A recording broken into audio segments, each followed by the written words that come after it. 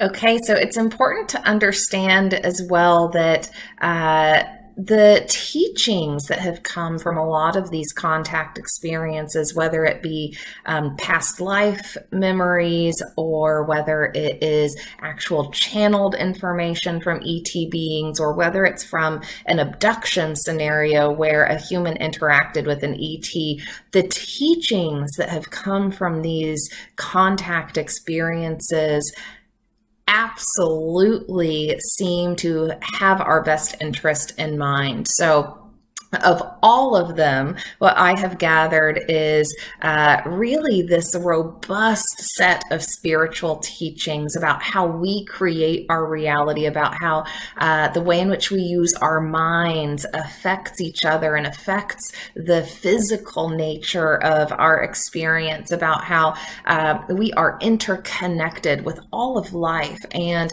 not just, on this like purely scientific level where all of energy is connected, but truly we are one big living ecosystem, right? Where we are all interdependent on each other.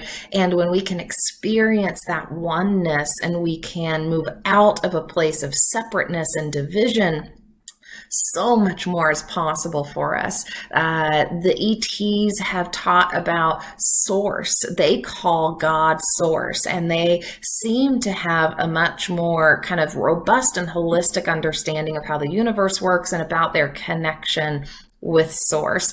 They talk about the dimensions. They talk about traveling between dimensions, and they talk about the ascension process of evolving through the dimensions. They talk about, again, the power of the mind and the ability to use the mind to facilitate communication and to facilitate creation.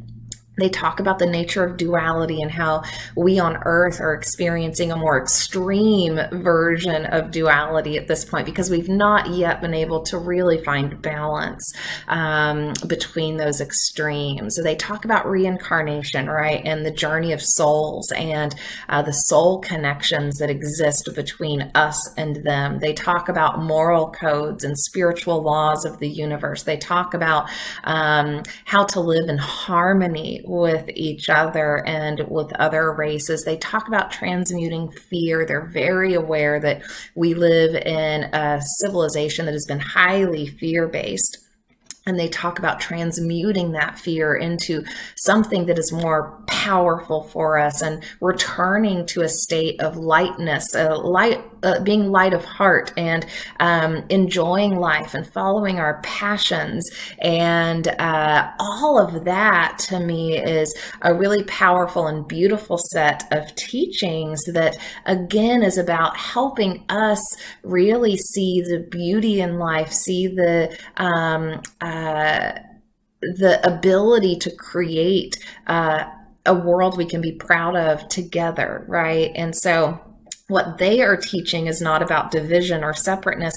They're teaching unity. They're teaching how we can live a better life together, which is really cool. They also have implored us to see the ecological crisis that we're facing on Earth and to make more sustainable choices.